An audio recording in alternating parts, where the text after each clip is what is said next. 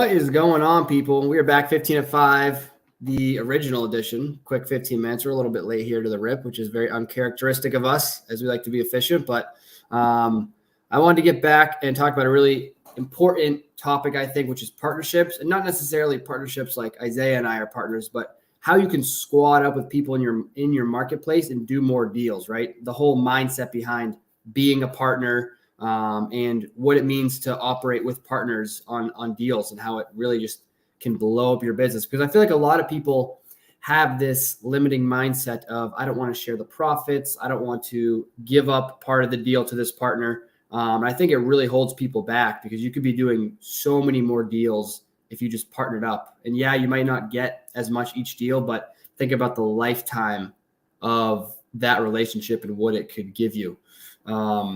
But how's it going, Isaiah?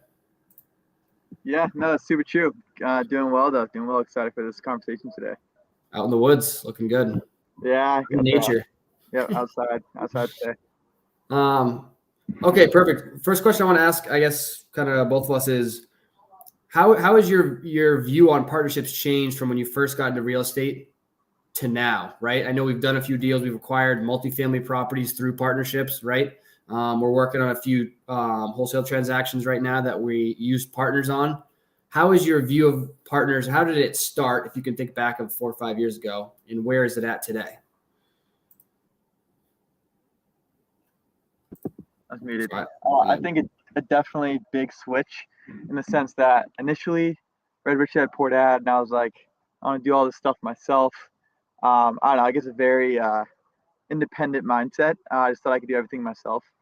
And then I think it's totally flip-flopped now, where basically it's like you go fast, go alone, go far, go together. I don't know where that quote came from, but I guess that's kind of relates to me and you kind of thing.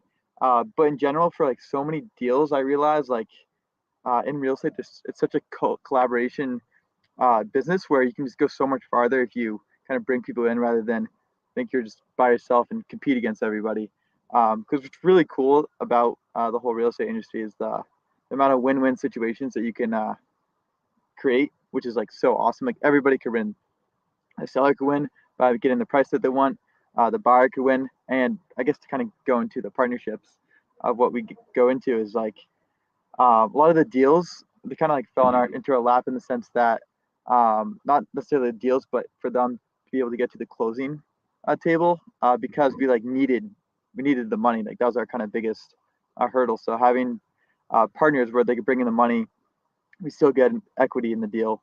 Was a massive mindset shift. And even though, yeah, it's a small percentage of equity that we get into some of these deals when we do that model, it's very beneficial because we learn that whole process and we still get some ownership without any of our money. So that's just like one obviously example.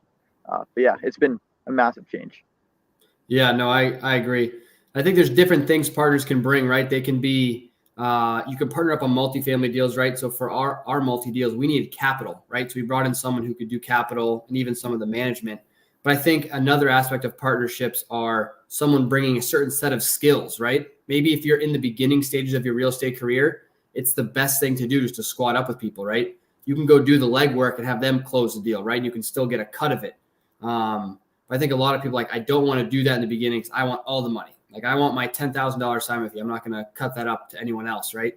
But I think it's just a very limiting mindset in that looking at the lifetime of the relationship, if you can build that relationship, think about all the money you're going to make over 5, 10, 15, 20 years versus on one deal. And the other thing about squatting up, especially in the beginning with people who are experienced, you can avoid so many mistakes. Like think about, okay, maybe I'm not making the full 10K if that's like an assignment fee for a wholesale, but think about the potential downside. Like what if you screwed up on something, you put way too much EMD down and it went hard, meaning that you couldn't get it back after the inspection period because you didn't know what you were doing. Having people who know what they're doing, bringing them in can play a huge role, like much more than just the money aspect, right? And they can teach you valuable skills. There's a couple different scenarios. So I mentioned the multifamily, right? That's when we brought Axel in. There's another deal with our buddy Mike Gomes.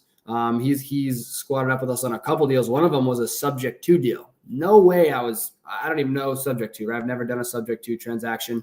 We were able to get in there and help the seller who was having trouble paying their mortgage, but on a subject to transaction. If we didn't squat up with Mike on that, we wouldn't have made no money on that. And another deal was over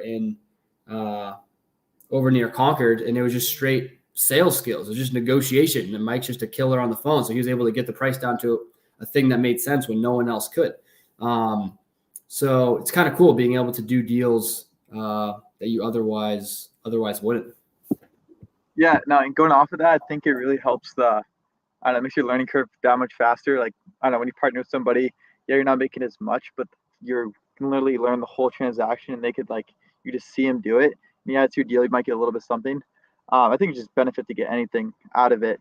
Just to learn the transaction, to not make those mistakes moving forward, like you said, and be able to be confident when you come across that opportunity again, to be able to take it down yourself. It's like insane. Because like people, like, I don't know, the mindset of people pay for that education. Like, you would pay for that, but you can just bring somebody in, get maybe a little bit of money, and then also learn exactly how to do it. Like, you're there, like a real life example is I don't know, pretty insane game changer, that whole thing. Yeah, it's there's so many different components of the partnership too. It's like even for us, like, we're trying to implement the virtual model. It's like we got to have partners in every state. Got a partners down in Florida and South Carolina. It's like you literally can do deals anywhere if you have partners. If you want to try to do everything yourself, it's impossible. You literally cannot implement a virtual model if you don't partner up. It's the only way. And finding partners, though, it's like not necessarily like you split it 50-50 every time.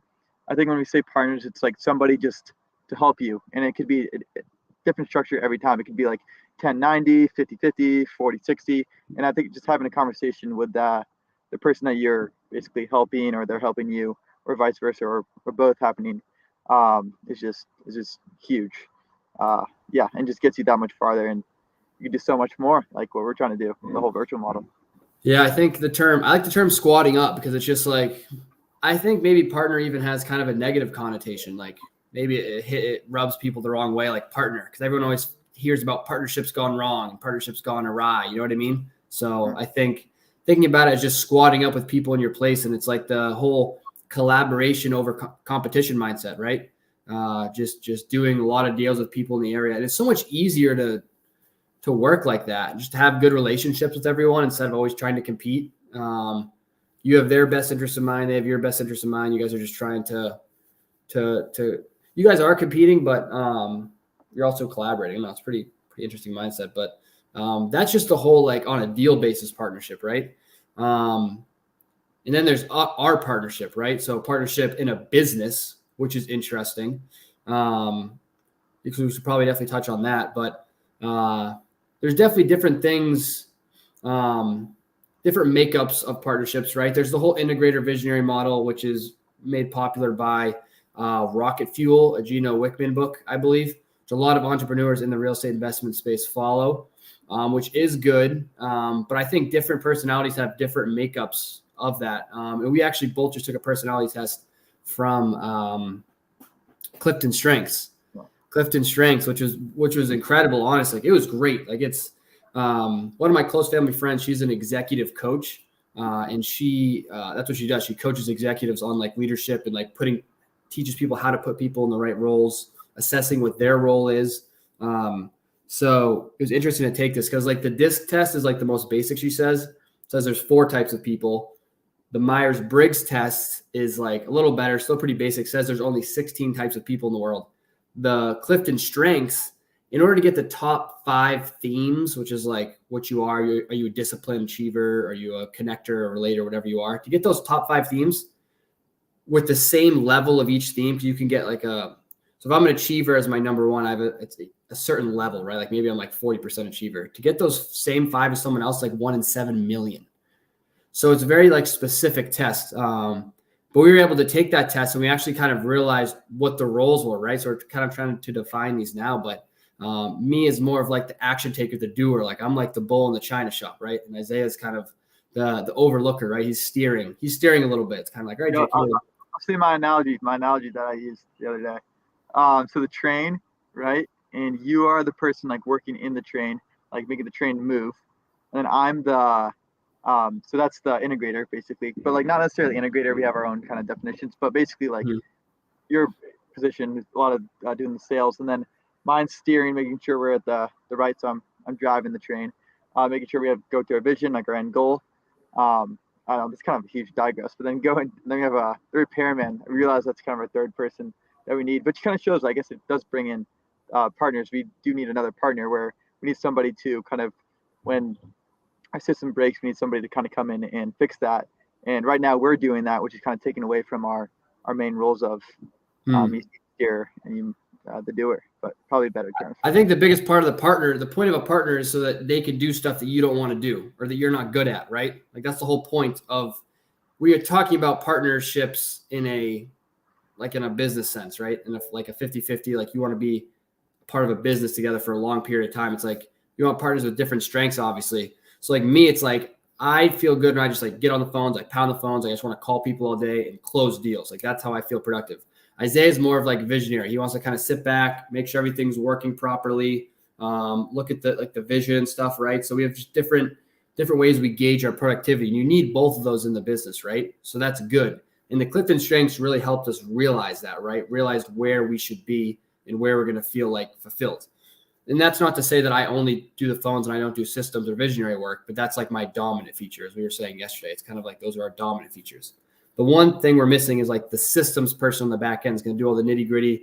When stuff breaks, like the CRM's not working or the Notion's not working or something like that, we need someone to go in there, which is kind of not really a high dollar an hour task, but we need someone to go in there and fix that. So it's like those three roles, right? It's like the steerer, the visionary, and then it's like the doer who's in there, like pounding the phones, doing the sales, driving revenue in the door, right? And then there's like the fixer. There's like terrible terms that we made up. We have to figure out better terms for them, but the steerer who steers the vision, the doer who does the work, and the fixer, when things go wrong, they're just like running around like trying to repair stuff, right?